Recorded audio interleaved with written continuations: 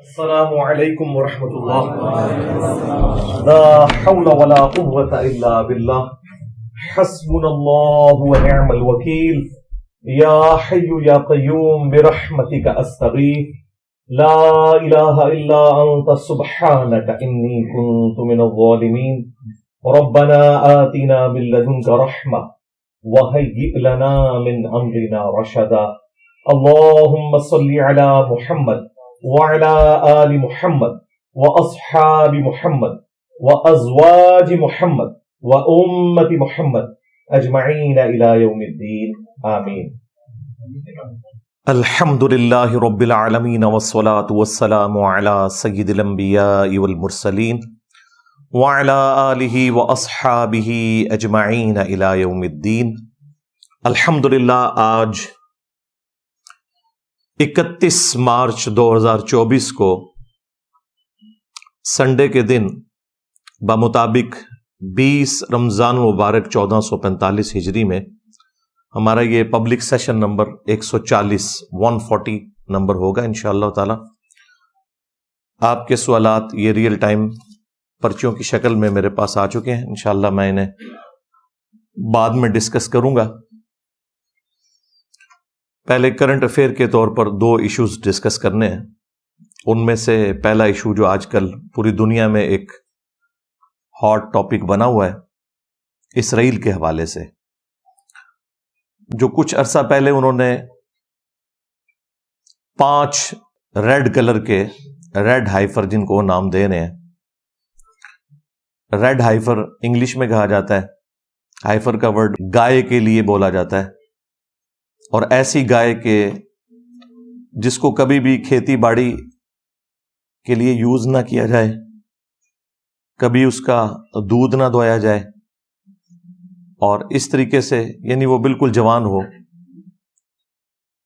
ان کی جو اپنی شریعت ہے ٹیمپرڈ فارم میں، اس کے تحت کم از کم اس کی عمر 3 سال ہوگی تو وہ اس کی قربانی کریں گے، اور وہ اپریل 2024 کے اندر اس کی عمر 3 سال ہو جائے گی سب کی. امریکہ سے انہوں نے یہ 5 خریدی تھی $5 لاکھ کے عوض. ہر ایک کی قیمت $1 لاکھ ہے. اب وہاں سے ویسے امپورٹ کرنے کے اوپر پابندی ہے اس طرح کے جانور، وہ انہیں پیٹس کی فارم میں لانے پڑے ہیں. اس ایشو کو اٹھایا TRT چینل جو ہے ٹرکی والوں کا، ترکیے کا، سب سے پہلے انہوں نے اٹھایا. اور اس کے بعد پھر آپ نے دیکھا ہے کہ پوری دنیا میں مسلمان سپیکرز اس کے اوپر مختلف ویلاگز بنا رہے ہیں، مختلف ویڈیوز ریکارڈ کروا رہے ہیں، مختلف چینلز کے اوپر اس کے حوالے سے ڈسکشن ہو رہی ہے. حالانکہ اس میں سے کچھ بھی نہیں نکلنا، نہ تو ہماری مرضی سے کچھ ہونا ہے اور نہ ان کی مرضی سے کچھ ہونا ہے. لوگ ڈرے بیٹھے ہیں. وہ لوگ جن کا ایمان قرآن کے اوپر تھا، وہ یہودیوں کی ایکٹیویٹی کی وجہ سے پریشان ہے کہ کہیں دجال ہی نہ نکل آئے. دجال کو نہ کوئی مسلمان نکال سکتا ہے، نہ کوئی یہودی نکال سکتا ہے. قرآن و سنت کی روشنی میں جتنی چیزیں ہمارے سامنے موجود ہیں، اس میں تو ابھی دور دور تک کوئی ایسی صورتحال نظر نہیں آ رہی. رہا مسلمانوں کا ایشو، تو وہ تو مسلمانوں پہ جب بھی کبھی کوئی مشکل وقت آئے تو وہ امام مہدی کے آنے کا انتظار کرنا شروع کر دیتے ہیں اور دجال کے نکلنے سے متعلق خبریں دینا شروع کر دیتے ہیں. اس سے زیادہ مشکل وقت مسلمانوں پہ تاتاریوں کی شکل میں آیا تھا، اور وہ اتنا بڑا فتنہ تھا کہ اس کے آگے کوئی بند نہیں باندھ سکا، تا وقتے کہ اللہ تعالیٰ نے اسے کمزور کیا، اور پھر انہی میں سے لوگوں نے اسلام بھی قبول کیا. اس وقت جو کچھ مسلمانوں کے ساتھ ہوا، آج کل تو جو ہو رہا ہے یہ اس کا عشر عشیر بھی نہیں ہے. اس وقت بھی لوگوں نے یہی کنکلوڈ کیا کہ بس امت ختم کے ختم. 8 سے 100 سال پہلے تک آپ دنیا میں کوئی مسلمان ملک دکھا سکتے تھے جو آزادی کے طور پر زندگی گزار رہا ہو. آج پھر سے 60 اسلامک ملک موجود ہیں الحمدللہ. جب سے یہ ورلڈ وار 2 کے بعد امپائرز کا سلسلہ ختم ہوا ہے، اگرچہ مسلمانوں کو آزادی مل گئی ہے، لیکن یہ یاد رکھیے گا کہ اوور آل حکمران دنیا کے وہی الائیڈ فورسز ہیں جنہوں نے ورلڈ وار 2 کے اندر کامیابی حاصل کی تھی. لیکن اس دفعہ ورلڈ آرڈر چینج ہو گیا. پہلے تو جو بھی قبضہ کرتا تھا دوسرے کے ملک کے اوپر، وہ اس پہ براہ راست حکومت کرتا تھا. لیکن اب چونکہ قوموں، نیشنز کی بنیاد کے اوپر ملک بن چکے ہیں، امپائرز ٹوٹ چکی ہیں، لہٰذا اب جو رول کرنے والا معاملہ ہے وہ ڈائریکٹ نہیں ہے، انڈائریکٹ ہے. یہ ہم لوگ جو آئے دن گلہ کرتے ہیں یورپین طاقتوں کے حوالے سے، امریکہ کے حوالے سے، کہ وہ انٹرفیئر کرتے ہیں، تو ان کو حق پہنچتا ہے انٹرفیئر کرنے کا، کیونکہ انہوں نے دنیا کو فتح کیا ہے. اور اس دفعہ چونکہ فتح کر کے انہوں نے ملک ہمارے حوالے کیے اور صرف حکمرانوں کو قابو کیا، اس لیے ہمیں لگتا ہے کہ ہمیں آزادی ملی ہوئی ہے. اس وقت حکومت انہی کے پاس ہے جنہوں نے دوسری جنگ عظیم کے اندر پوری دنیا کو شکست دی. سلطنت عثمانیہ جنگ عظیم اول میں ختم ہوئی، اور کوئی تھوڑی بہت رمق تھی تو ورلڈ وار 2 کے بعد وہ بھی ختم ہوگی مسلمانوں کی. لہٰذا اب اس پریزنٹ ورلڈ کے اندر صرف جوش پہ مبنی تقریریں کرنے سے، باتیں کرنے سے، وی لاگز بنانے سے کوئی مسئلہ حل نہیں ہونا، جب تک کہ ہم انہی اصولوں کے اوپر ترقی نہیں کریں گے جن اصولوں کے اوپر آج کے ماڈرن ورلڈ کے اندر قوموں نے اپنا مقام حاصل کیا، یعنی سائنس اور ٹیکنالوجی کے اندر. باقی آپ کو جو مرضی کوئی کہتا رہے کہ جی ہم 2 ارب ہیں، 2 ارب چھوڑ دیں آپ 10 ارب بھی ہوں تب بھی کوئی فرق نہیں پڑتا جب تک آپ کے پاس ٹیکنالوجی نہیں ہے. یہ ذہن میں رکھیے گا. میں بار بار ایک مثال دیتا ہوں، لوگوں کو بری لگتی ہے، آج میں نام لیے بغیر مثال دے دیتا ہوں. مسلمانوں کے بڑے جنگی لیڈروں میں سے کوئی پرانا لیڈر، اس جیسے 1000 لوگ بھی آج اگر میدان جنگ میں اتر آئیں تو ایک یہودی کلاشن کوف کے ساتھ، یہ بھی اب خیر پرانا انسٹرومنٹ ہو گیا ہے، اب تو اس سے جدید اسلحے آ چکے ہیں، وہ سامنے سے آئے تو کوئی اس ایک کا مقابلہ نہیں کر سکتا. سیدھی سی بات ہے. اور جو سب سے بڑا ایشو اس وقت مسلمانوں کے ساتھ ہے وہ ایئر سٹرائکس والا ایشو ہے.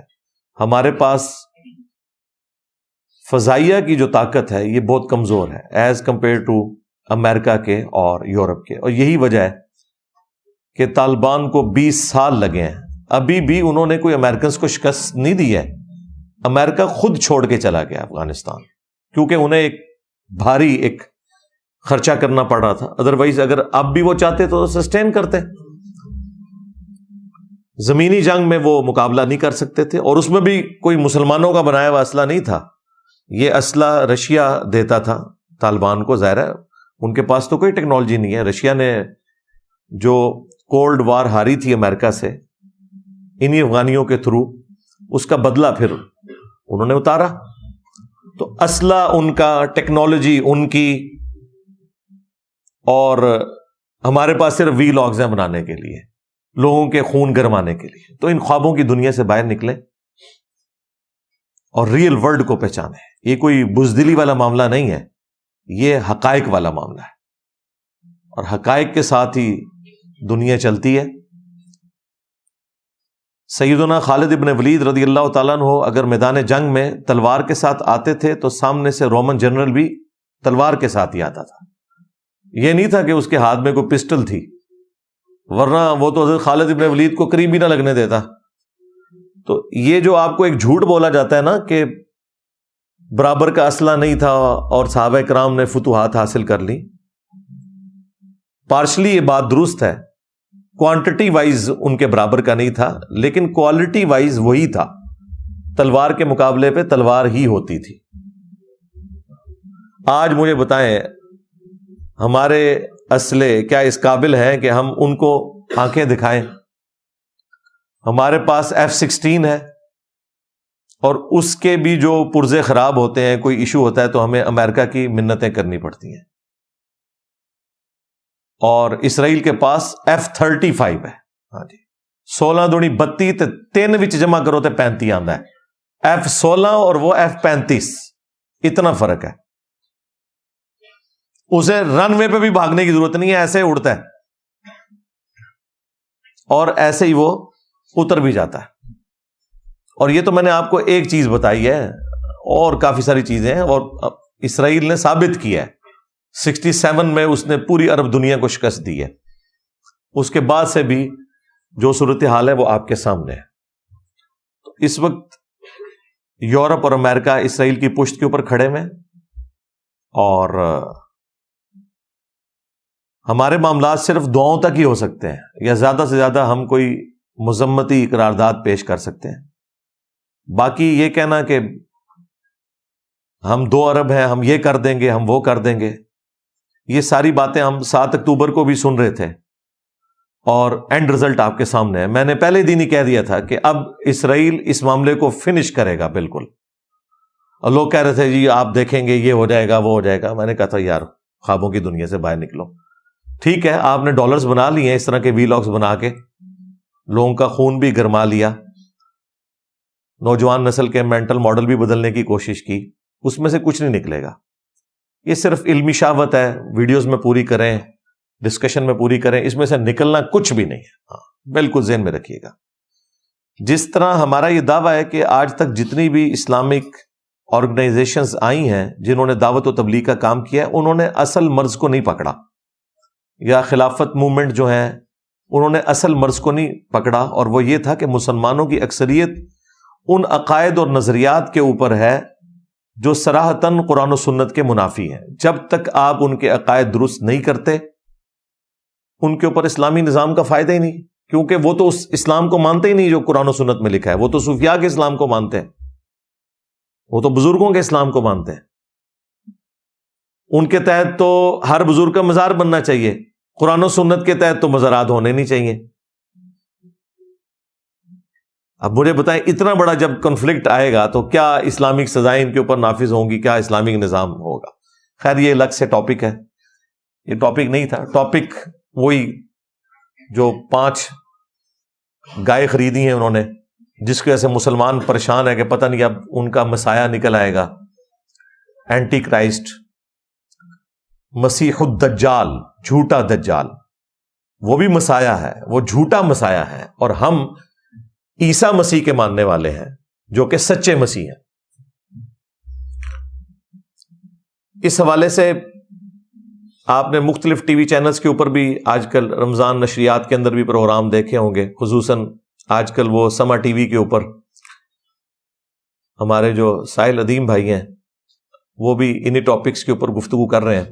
سامنے لا کے انہوں نے ایک بریلویوں کے مفتی صاحب بٹھائے ہوئے ہیں، مفتی سخاوت صاحب، اور ان کا کام یہ ہے کہ جو ساحل صاحب نے بات کرنی ہے اس کے اپوزٹ کوئی بات کرنی ہے تاکہ اسے کاؤنٹر کیا جائے۔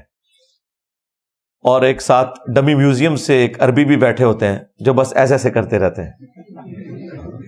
1-2 دفعہ میں نے ان کو بولتے ہوئے دیکھا یا دعا کرواتے ہوئے، باقی وہ مسکراتے ہیں اور ایسے ایسے کرتے ہیں، ان کا اتنا ہی کام ہے۔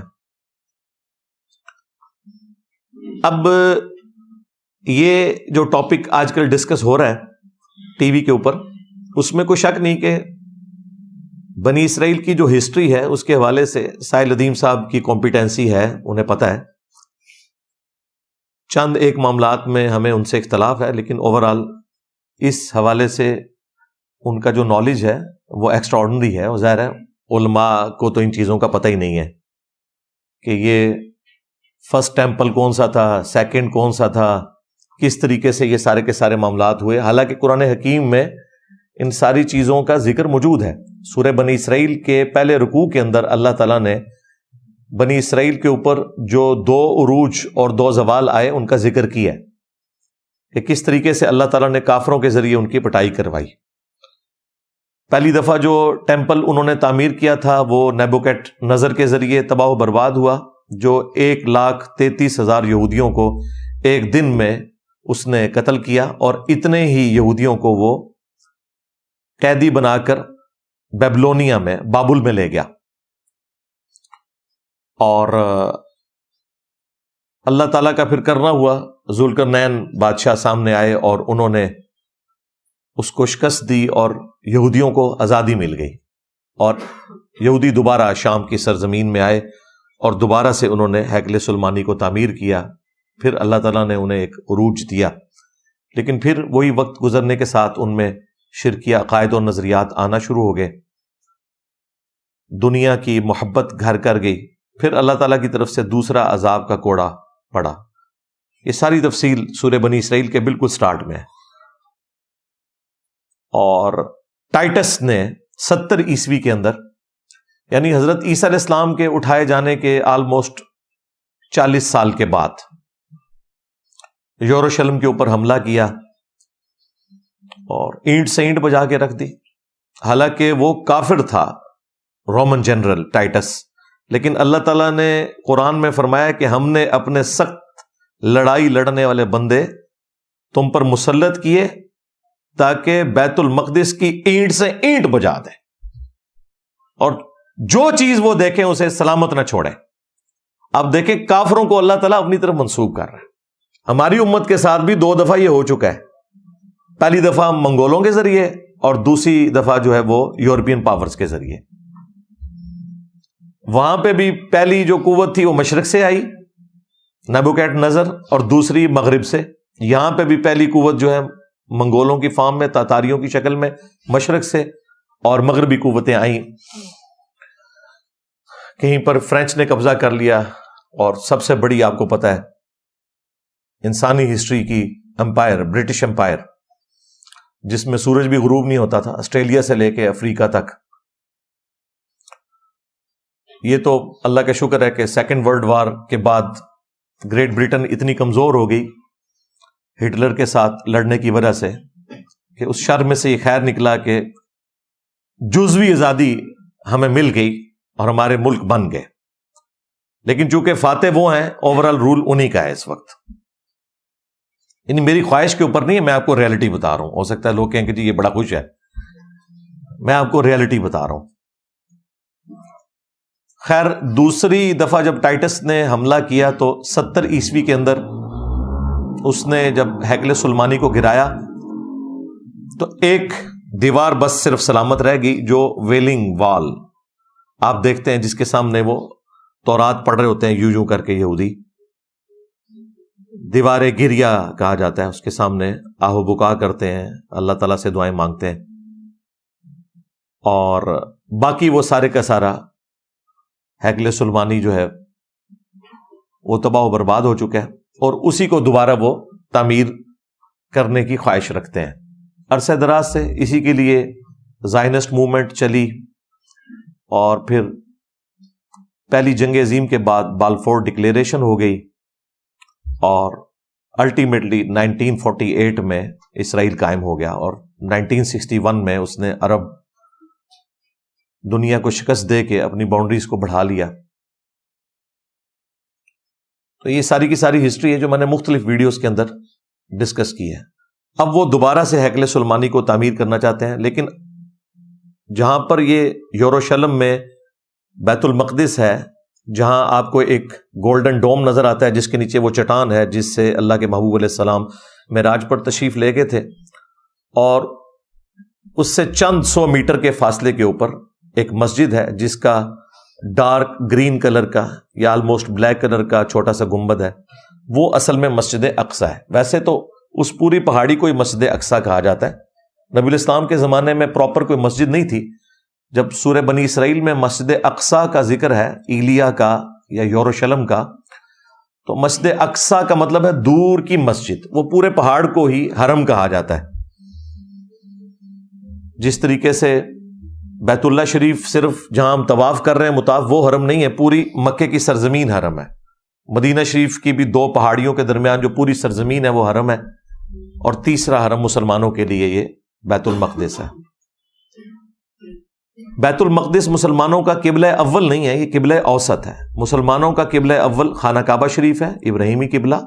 بنی اسرائیل کے لیے بیت المقدس اللہ تعالیٰ نے مقرر فرمایا تھا، اور بخاری مسلم میں آیا کہ نبی الاسلام نے بھی 17 مہینے تک جب مدینہ شریف ہجرت کی تو اسی کی طرف رخ کر کے نماز پڑھی ایک کامن ٹرم کے طور پر، اور پھر دوبارہ سے آپ علیہ السلام کی خواہش پہ سورۃ البقرہ میں وہ 2 رکوع نازل ہوئے تحویل قبلہ کے، اور واپس ابراہیمی قبلہ ہو گیا. لہٰذا یہ یاد رکھیے گا، یہ غلط العام ہے کہ ہمارا قبلہ اول جو ہے وہ قبلہ اوسط ہے. قبلہ اول بیت اللہ شریف ہے. سورہ آل عمران میں واضح ہے کہ پہلا گھر جو اللہ تعالیٰ نے مقرر کیا کہ لوگ وہاں آ کر عبادت کریں، جو ساری انسانیت کے لیے ہدایت ہے، وہ ہے جو کہ بکہ کے اندر ہے. بکہ اور مکہ یہ دو نام ایک ہی شہر کے ہیں. جس طرح ہمارے پڑوسی ملک میں بمبے ہے اور ممبئی بھی بولا جاتا ہے اور بمبئی بھی، میم اور با دونوں کے ساتھ. اس طرح یہ بکہ اور مکہ دونوں مکے کے لیے ٹرمز یوز ہوتی ہیں. اور بخاری مسلم میں بھی موجود ہے، نبی الاسلام نے کہا سب سے پہلا گھر جو تعمیر کیا گیا وہ بیت اللہ شریف ہے، اور اس کے بعد پھر فرمایا بیت المقدس، جسے مسجد ایلیہ بھی کہا جاتا ہے، مسجد اقصیٰ بھی کہا جاتا ہے، اور ان کے درمیان 40 سال کا وقفہ ہے. خیر، وہ بیت المقدس کی جو وہ پوری پہاڑی ہے جس کے اوپر ایک کارنر کے اوپر ویلنگ وال ہے، اور قبۃ الصخرہ وہ چٹان والا گنبد، اور مسجد ایک جسے مسجد اقصیٰ کہا جاتا ہے، یہ قبلی ماسک بھی بولا جاتا ہے اس کو. یہ پورے کے پورے پہاڑ کو حرم کہا جاتا ہے. اسی مسجد کے نیچے وہ سرنگیں کھودتے رہتے ہیں آئے دن کہ جی ہم تابوت سکینہ کی تلاش کر رہے ہیں، جو اکثر مسلمان وائزین آپ کو کہتے ہوئے سنائی دیں گے کہ وہ اس کی بنیادوں کو کمزور کر رہے ہیں. اور ظاہر ہے اس کے لیے انہوں نے بہانہ یہ تلاش کیا ہوا ہے، وہ کسی بھی وقت اپنے وزن پہ بھی گر سکتی ہے. ظاہر ہے وہ چٹان ہے اور اس کے نیچے آپ اتنی زیادہ جب کھدائی کریں گے تو وہ کمزور ہو کے گر بھی سکتی ہے. خیر، وہ ڈائریکٹلی بھی گرا دیں تو اس وقت تو پاور میں ہے، سیدھی سی بات ہے. یہ جو اپریل 2024 کا لوگ انتظار کر رہے ہیں کہ وہاں پہ انہوں نے جو 5 ہائفر منگوائی ہوئی ہیں گائے، ان کی قربانی کرنی ہے، اور اس کے بعد انہوں نے وہ ایکٹیویٹی پرفارم کرنی ہے، ٹیمپل کی تعمیر دوبارہ سے شروع کر دینی ہے، اس کے لیے قربان گاہ بھی انہوں نے بنا لی ہے.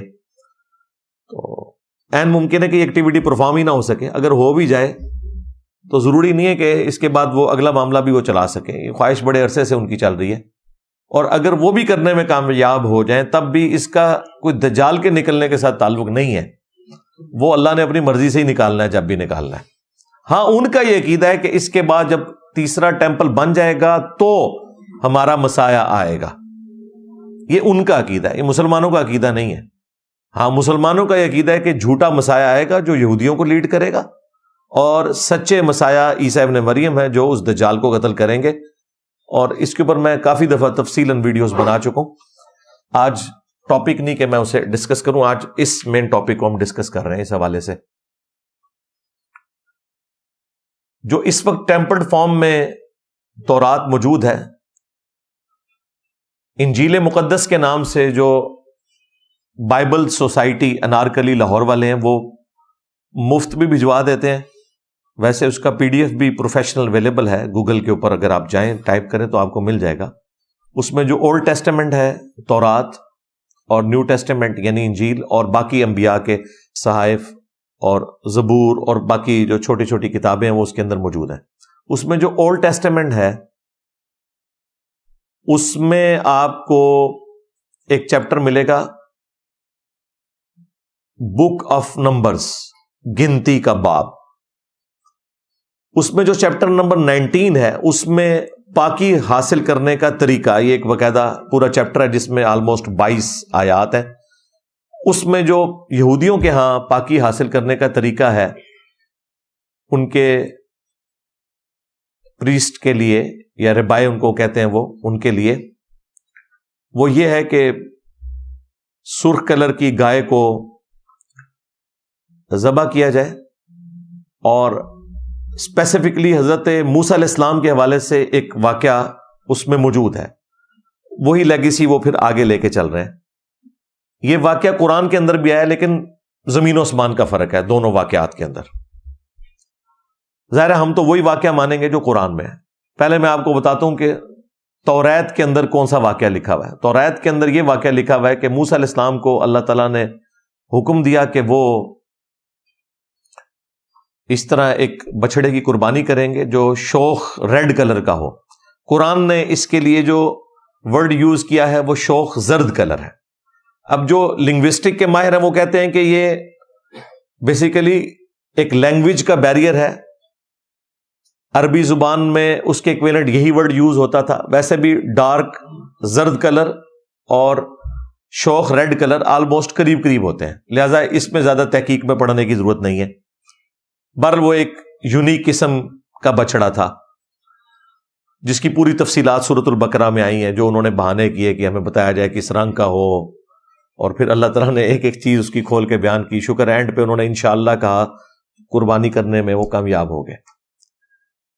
قرآن تو اس کی ریزن یہ بتاتا ہے کہ چونکہ سامری جادوگر نے ایک بچڑا بنایا جو کہ بولتا بھی تھا، اور وہ بنی اسرائیل کے لیے آزمائش تھی، اور اللہ تعالیٰ نے اسے اپنی طرف منسوب کیا ہے کہ ہم نے فتنے میں ڈالا ہے تیری قوم کو، اے موسیٰ، جو تو نے کوہ طور پہ آنے کی جلدی کی تو ہم نے تیری قوم کو فتنے میں ڈال دیا، اور سامری نے یہ سارا کام ان کے ساتھ کر دیا. سامری کو نظر آ گیا کہ حضرت جبرائیل علیہ السلام کے پاؤں کی خاک جو ہے اس کی برکت اس نے دیکھ لی، وہ جہاں پاؤں پڑتا تھا وہاں سبزہ نکل آتا تھا. قرآن میں اشارتاً اس بات کا ذکر موجود ہے کہ اس نے رسول کے پاؤں کی خاک لی، یعنی وہ حضرت جبرائیل علیہ السلام کے، اور ان کا پاؤں تھا یا ان کی سواری کا پاؤں تھا. بہرحال اتنی تفصیلات میں تو ہمیں جانے کی ضرورت نہیں ہے. بہرحال اس کو to cut the story short, اس نے وہ بچڑے میں ڈالی اور اس میں سے آواز نکلنی شروع ہوگی، اور وہ بھی ایک رینڈم آوازیں تھی. یہ نہیں تھا کہ وہ لوگوں کے ساتھ ڈائریکٹ کلام کر لیتا تھا، بس جو بے ڈھنگم قسم کی آواز نکل آتی تھی. اور سامری نے کہا کہ یہ ہے تمہارا رب. 70,000 اصحاب موسیٰ جو صحابہ تھے مرتد ہو گئے ایک دن کے اندر، اور بعد میں پھر قتل مرتد کی سزا آئی ان کے لیے. تورات میں بھی ذکر موجود ہے اور قرآن کے اندر بھی کہ اپنے اپنے قبیلے کے لوگ ان لوگوں کو قتل کریں جنہوں نے اس بچڑے کو رب مانا. اس کے ذریعے ان کی توبہ قبول ہوگی. پھر اس گائے کی محبت یا بچڑے کی محبت ان کے دل سے نکالنے کے لیے اللہ تعالیٰ نے حکم دیا کہ گائے کی قربانی کی جائے، اور اس پہ وہ بہانے بنا رہے تھے. اس کی ایک بظاہر ریزن بھی تھی، ایک اندھا قتل تھا جس کے قاتل کو ڈھونڈنا تھا. جب یہ قربانی ہو گئی تو قرآن میں آتا ہے کہ ہم نے کہا کہ اس گائے کا گوشت کا ٹکڑا اس مقتول کی لاش کے ساتھ ٹچ کرو تو وہ مردہ زندہ ہو جائے گا اور اپنے قاتل کا نام بتائے گا. وقتی طور پہ وہ زندہ ہوا، اور اس کے ذریعے اللہ تعالیٰ نے ان کا ایمان بھی مضبوط کیا کہ اللہ مردوں کو کیسے زندہ کرے گا، اور قاتل کا بھی پتہ چل گیا. یہ نہیں ہے کہ دوبارہ پھر وہ زمین پہ چلنا پھرنا شروع ہو گیا، نہیں، وقتی طور پہ گواہی دی پھر وہ دوبارہ مر گیا. جس طرح کہ عیسیٰ ابن مریم بھی وقتی طور پہ مردوں کو زندہ کرتے تھے، دوبارہ وہ زندگی نہیں گزار رہے ہوتے تھے. یہ تو اللہ تعالیٰ کا رول ہے کہ جو دنیا میں ایک دفعہ آیا اور چلا گیا وہ دوبارہ دنیا میں نہیں آئے گا، موت کے ذریعے گیا. عیسیٰ ابن مریم چونکہ زندہ اٹھائے گئے اس لیے واپس آئیں گے. اس پہ بھی میری تفصیلی ویڈیو موجود ہے. تو اس قاتل کا بھی پتہ چل گیا اور اللہ تعالیٰ نے ایک معجزہ بھی دکھا دیا. قرآن میں تو یہ واقعہ، تورات کے اندر یہ ہے کہ موسیٰ علیہ السلام کو کہا گیا کہ آپ اس طرح بچڑے کی قربانی کریں، اور اس کو ذبح کرنے کا بڑا تفصیلی طریقہ ہے کہ اس میں اب واللہ عالم یہ اوریجنل ایسے ہی نازل ہوا تھا یا اس کو انہوں نے کس طریقے سے ٹیمپر کیا. کچھ چیزیں ٹھیک بھی ہوں گی، کچھ مکس کر دی ہیں. اس میں پھر اس کو آگ لگائی گئی.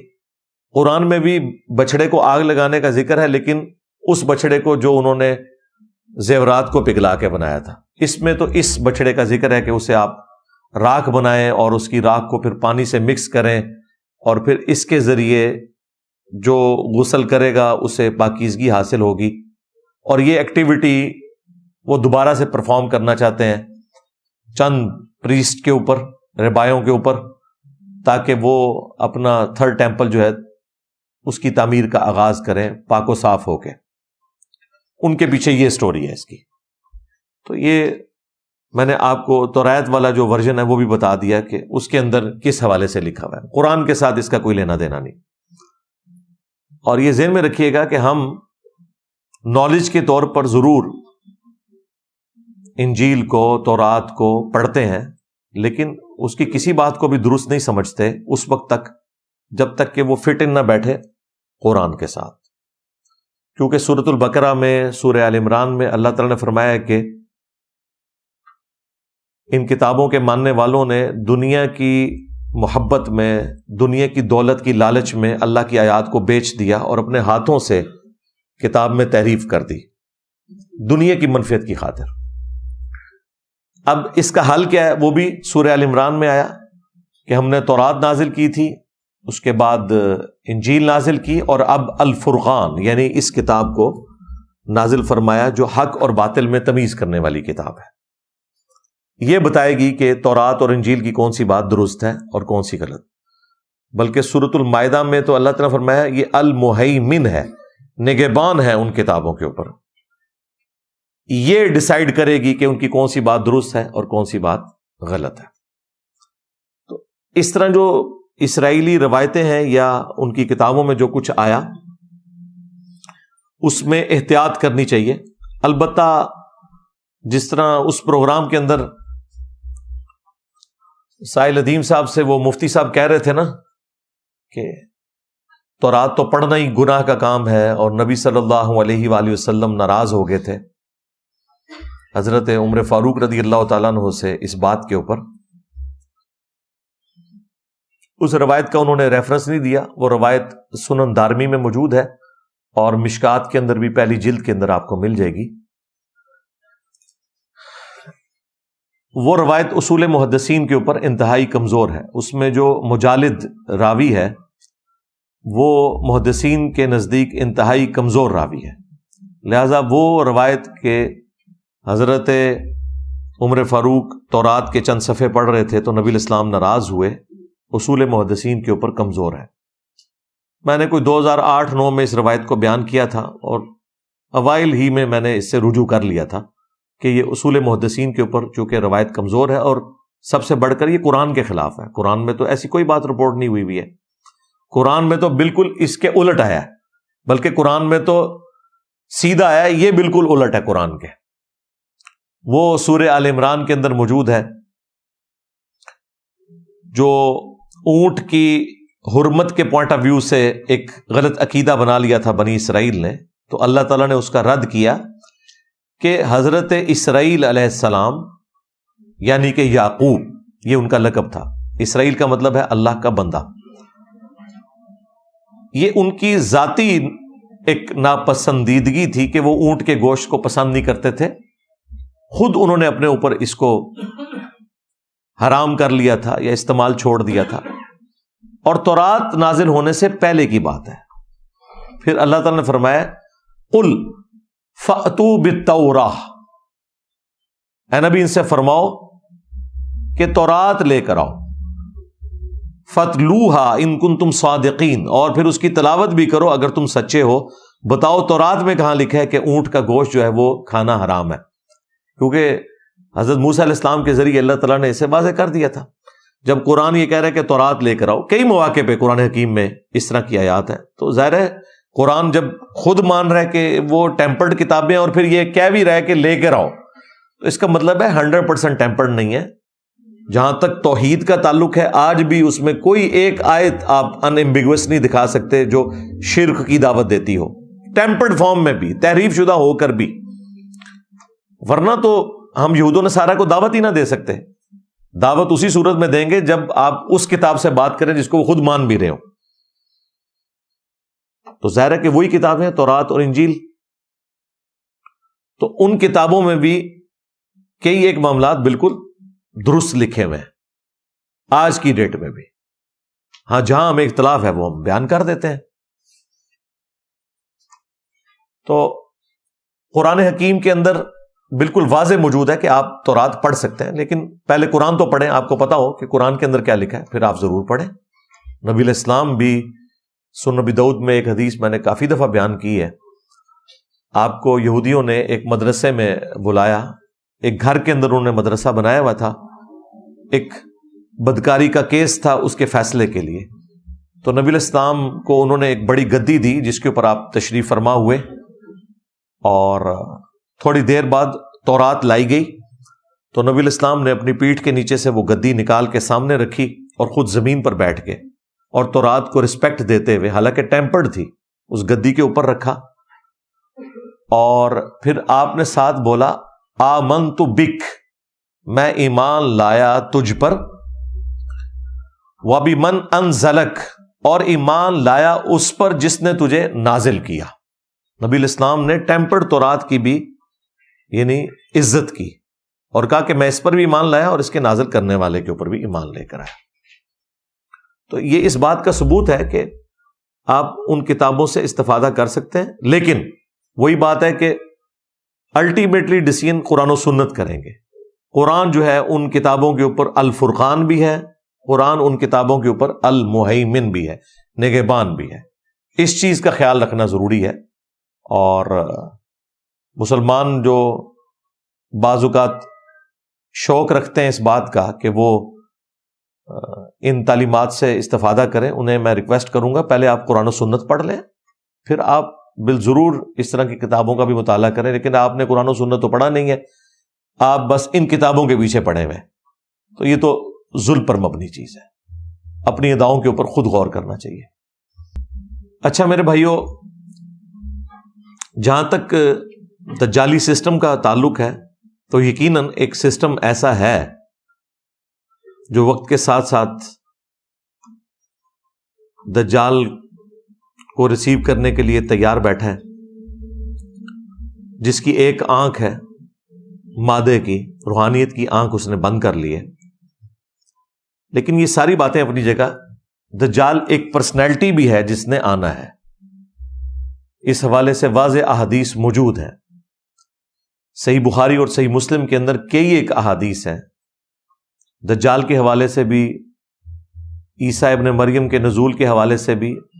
اگر آپ کو یہ ساری احادیث پڑھنے کا شوق ہے تو مشکات المصابیح، جسے میں نے انسائکلوپیڈیا آف حدیث ڈکلیئر کیا ہے، اس کی 3 جلد کے اندر کمبائنڈ فارم میں آپ کو یہ ساری احادیث مل جائیں گی۔ اور اس حوالے سے سب سے زیادہ کام جو کیا ہے وہ امام مسلم نے کیا ہے۔ صحیح مسلم کے اندر بھی آپ کو 100 سے زیادہ احادیث ملیں گی ان تمام ٹاپکس کے اوپر، وہ آپ پڑھ لیں۔ مختلف ویڈیوز کے اندر میں نے ریکارڈ بھی کروایا، لیکن خود پڑھیں گے تو آپ کو ذرا زیادہ ایک اندازہ ہو جائے گا۔ مشکات کے اندر تو بخاری مسلم کے علاوہ باقی کتابوں سے بھی پیرلل میں انہوں نے روایتیں ڈال دی ہیں، اور نیچے حکم بھی لگے ہوئے ہیں صحیح اور ضعیف کے۔ بخاری اور مسلم دونوں میں یہ حدیث موجود ہے کہ اللہ کے محبوب صلی اللہ علیہ وآلہ وسلم نے فرمایا کہ قیامت کی 10 بڑی بڑی نشانیاں ہیں۔ ان 10 نشانیوں میں سے ایک نشانی جو ہے وہ دجال کا آنا ہے، اور عیسیٰ ابن مریم کا بھی دوبارہ دنیا میں آنا ہے۔ باقی نشانیاں دابت الارض کا نکلنا، سورج کا مغرب سے نکلنا، وہ آپ پڑھ لیں گے تو آپ کو اندازہ ہو جائے گا۔ بخاری اور مسلم میں ایک اور حدیث موجود ہے کہ نبی الاسلام نے فرمایا کہ اس ذات کی قسم جس کے قبضے قدرت میں میری جان ہے، عیسیٰ ابن مریم تم میں عادل حکمران کی حیثیت سے اتریں گے، صلیب کو توڑ دیں گے، خنزیر کو قتل کر دیں گے، جزیہ موقوف کر دیں گے، ہر طرف امن ہوگا۔ اور بخاری مسلم میں یہ بھی آیا کہ نبی الاسلام نے فرمایا کہ عیسیٰ ابن مریم جب تم میں اتریں گے تمہاری کیا شان ہوگی کہ وہ اللہ کے پیغمبر ہیں اور تمہارا امام تم میں سے ہوگا۔ جو امامت والا معاملہ ہوگا وہ امام محمد مہدی رضی اللہ تعالیٰ عنہ علیہ السلام امامت کروائیں گے عیسیٰ ابن مریم کی اجازت سے۔ پھر ایک اور حدیث ہے بخاری اور مسلم کے اندر، نبی صلی اللہ علیہ وآلہ وسلم نے فرمایا کہ دجال کے ماتھے کے اوپر کافر لکھا ہوگا، لیکن وہ کاف، فا اور را اس طرح ایبریویشن کے اندر لکھا ہوگا۔ اہل ایمان تو پڑھ لیں گے، پہچان لیں گے،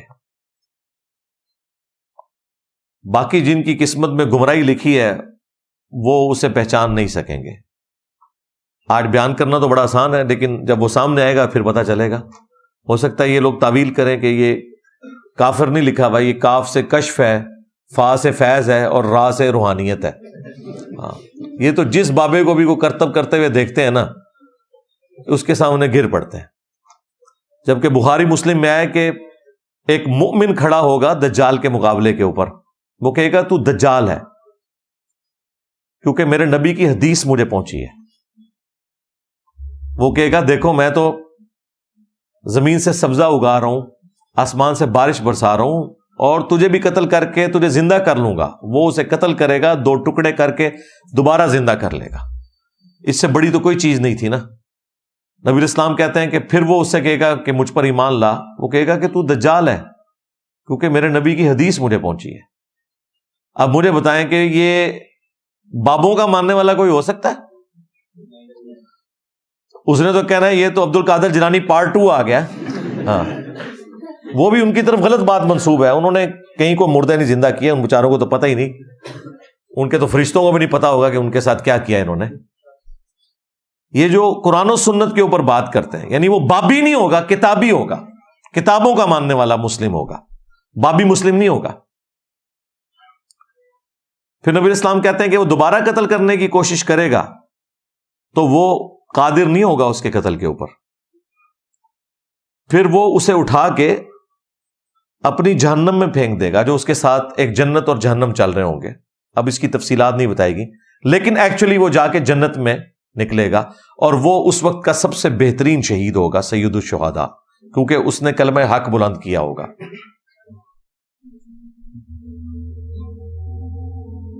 تو یہ سید الشہداء کی جو لیگیسی ہے یہ قیامت تک چلنی ہے. المستدرک للحاکم میں حدیث ہے کہ حمزہ ابن عبد المطلب سید الشہداء ہے، اور ہر وہ شخص سید الشہداء ہے کہ جو جابر حکمران کے سامنے کلمہ حق بلند کرے یہاں تک کہ اسے قتل کر دیا جائے.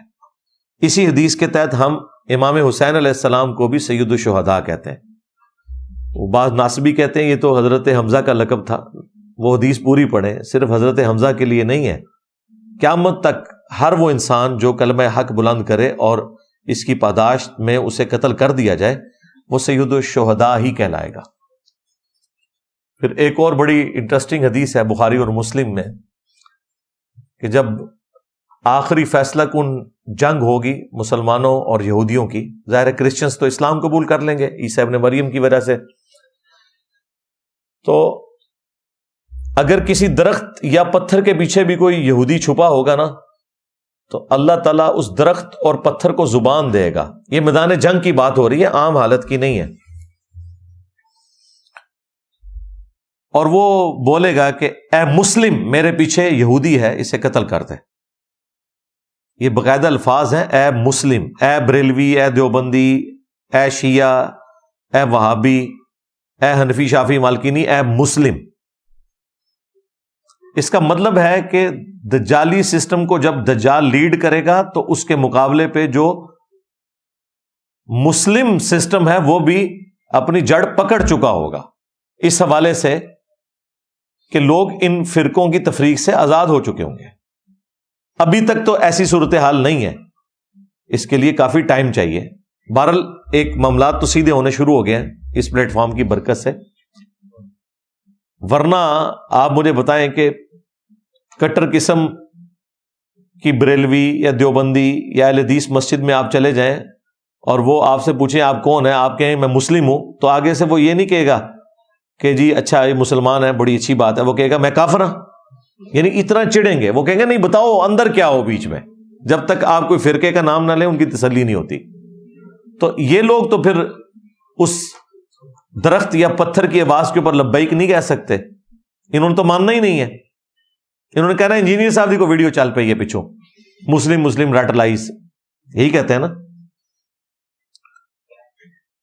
البتہ نبی اسلام نے فرمایا ایک درخت ہے غرقد کا، ایک بہت بڑی جھاڑی ہوتی ہے، اس میں کئی بندے بھی چھپ جائیں وہ نظر نہیں آتے، بڑی گھنی قسم کی جھاڑی. وہ یہودیوں کا درخت ہے، وہ ان کو پناہ دے گا، جس کی کاشت وہ کرتے ہیں بڑی کثرت کے ساتھ.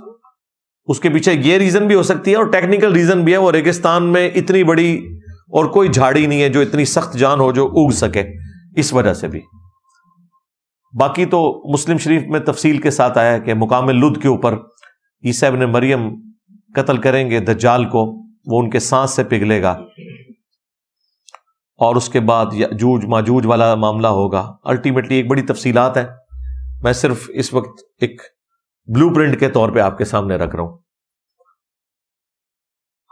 اب ایسی صورتحال کے اندر ہم نے اس فتنے سے کیسے بچنا ہے، تو اس کے حوالے سے ایک تو وہ حدیث جو بخاری مسلم دونوں میں ہے کہ نبی علیہ السلام نے حکم دیا کہ ہر نماز کے تشہد میں 4 چیزوں کے اگینسٹ اللہ تعالیٰ کی پناہ آپ نے طلب کرنی ہے۔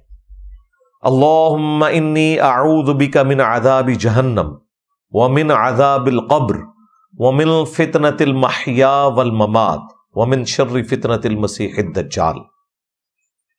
جہنم کے عذاب کے اگینسٹ، عذاب قبر کے اگینسٹ، زندگی اور موت کے فتنے کے اگینسٹ، یعنی جو آزمائشیں ہیں موت کے وقت یا زندگی میں، اور دجال کے فتنے کے اگینسٹ بھی اللہ کی پناہ طلب کرنا۔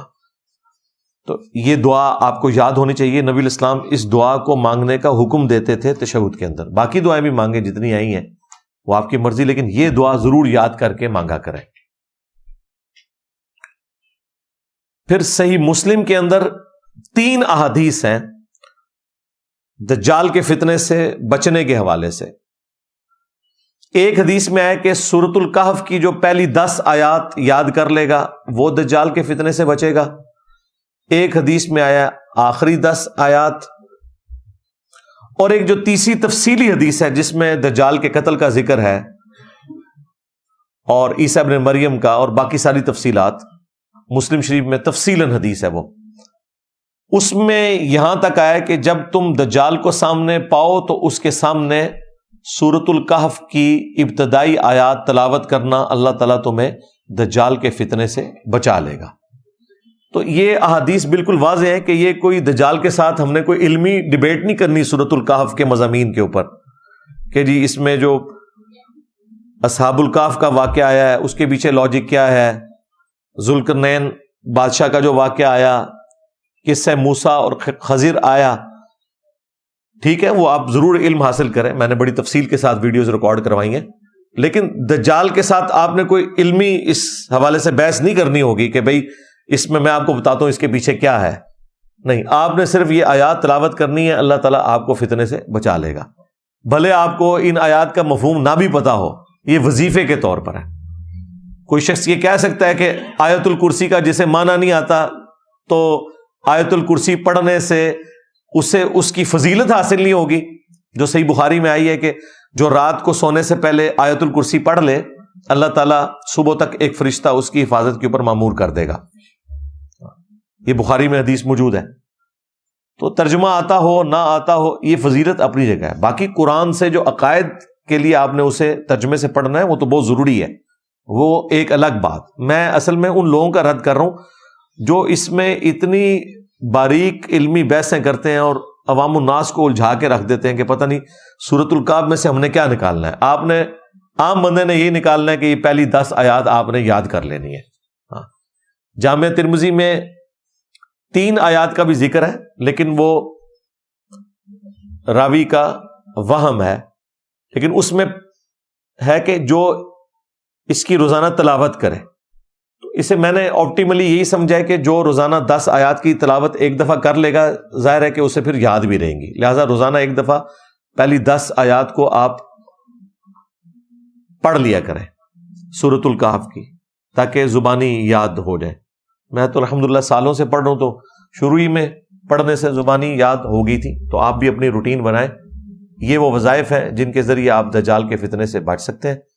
باقی جہاں تک اس وقت اسرائیل کا معاملہ ہے، فلسطین کا ایشو ہے، غزہ کا، اس کے حوالے سے میں تفصیلاً ویڈیوز ریکارڈ کروا چکا ہوں، وہ انشاءاللہ ڈسکرپشن میں ہم لنک ڈال دیں گے، جسے شوق ہوا۔ فلسطین کے حوالے سے میں نے پورا کاؤنٹر نیریٹو دیا ہے 12 پوائنٹس کا، حکمرانوں کے کرنے کا کام کیا ہے، عوام کے کرنے کا کام کیا ہے، کس طریقے سے ان معاملات کو لے کے چلنا ہے۔ دوسری ویڈیو ہے دجال کے فتنے سے متعلق تفصیلی ویڈیو، اور تیسری ویڈیو عیسیٰ ابن مریم نے جو دنیا میں دوبارہ تشریف لانا ہے، حیات مسیح اور نزول مسیح علیہ السلام کے حوالے سے جتنے بھی وسوسے ہیں وہ میں نے الحمدللہ سیٹل کیے ہیں قرآن و سنت کی روشنی میں۔ ان 3 ویڈیوز کو ہم ڈسکرپشن میں ڈال دیں گے، بلکہ کامنٹس میں بھی ڈال کے پن کر دیں گے، کیونکہ ہر دفعہ میں ایک بات کے اوپر تفصیلاً گفتگو نہیں کر سکتا۔ یہ چونکہ تقاضا تھا کہ کچھ چیزیں اس کے ساتھ جڑی ہوئی تھی، میں نے اس لیے بیان کر دی۔ تو اینڈ رزلٹ یہی ہے کہ کوئی ٹینشن لینے کی ضرورت نہیں ہے میرے بھائی، اس طرح کرنے سے کوئی نہیں دجال نے نکلنا۔ ہاں، بعض لوگوں نے وی لاگس بنا کے اپنے ڈالرز کھڑے کر لینے ہیں اور بار بار کرتے رہنا ہے، اینڈ پہ انہوں نے بھی معذرت ہی کر لینی ہے کہ جناب یہ ہم سے سمجھنے میں غلطی ہوئی۔ اس لیے اس قسم کے اٹکل پچو میں نہیں چلاتا، میں اتنا ہی بتاتا ہوں کہ اتنا ہوگا۔ وہ کب ہوگا؟ وہ جب ہوگا پھر ہی پتہ چلے گا، یہ ذہن میں رکھیے گا۔ لوگ کہتے ہیں جی پہلے پتہ چلنا چاہیے، پہلے پتہ ہے تو اس کا پھر علاج بھی بتا دیا، بس یہ پتہ ہونا چاہیے آپ کو کہ سورۃ الکہف کی پہلی 10 آیات آپ کو آنی چاہیے۔ ہاں، باقی آپ نے کوئی اس سے مقابلہ نہیں کرنا، نہ نبی علیہ السلام نے کہا ہے کہ آپ نے جا کے اس سے مقابلہ کرنا ہے، بلکہ کہا ہے کہ جب سامنے پاؤ تو 10 آیات پڑھنی ہے۔ نبی علیہ السلام نے دجال کا مقابلہ کرنے کے لیے بھی نہیں کہا کہ تلوار لے کے سامنے آ جانا ہے، وہ تو ایک مومن بےچارہ پھنس جائے گا نا، تو اس لیے اس کے ساتھ ایسا معاملہ ہوگا، ادروائز اس کا مقابلہ کرنے کی طاقت کسی میں نہیں ہے۔ امام مہدی مقابلہ نہیں کر سکیں گے تو باقی تو شاہی کوئی نہیں۔ اس لیے اللہ تعالیٰ عیسیٰ ابن مریم کو نازل فرمائے گا، کیونکہ وہ سچے مسیح ہیں، ان کے ذریعے وہ مسیح الدجال یعنی دجل کرنے والا مسیح، اس کا خاتمہ ہوگا۔ تو امید ہے کہ یہ جتنی میں نے گفتگو کی اس سے آپ کو اوورآل کچھ چیزیں میں نے ڈائریکٹلی بتا دیں، کچھ انڈائریکٹلی بتا دیں، تاکہ ایک میسج کنوے ہو جائے آپ تک۔ باقی ماننا نہ ماننا وہ آپ کی مرضی ہے، ہمارا کام تو ہے علمی طریقے سے معاملات کو لوگوں کے سامنے ہائی لائٹ کرنا۔ اللہ تعالی ہمیں دجال کے فتنے سے محفوظ فرمائے، اور فلسطین کے مسلمان جس تکلیف سے گزر رہے ہیں اللہ تعالیٰ غیب سے ان کی عزت، آبرو، جان و مال کی حفاظت فرمائے، بلکہ پوری دنیا میں مسلمان، چائنا میں، انڈیا میں، کشمیر میں، افغانستان میں، یمن میں، عراق میں، شام میں، فلسطین میں، جہاں کہیں تکلیف کی زندگی گزار رہے ہیں، پاکستان میں بھی غیب سے ان کی عزت، آبرو، جان و مال کی حفاظت فرمائے۔ صلو علی محمد وآل محمد، اللہم صلی علی محمد وعلی آل محمد واصحاب محمد وازواج محمد وامت محمد اجمعین الی یوم الدین، آمین۔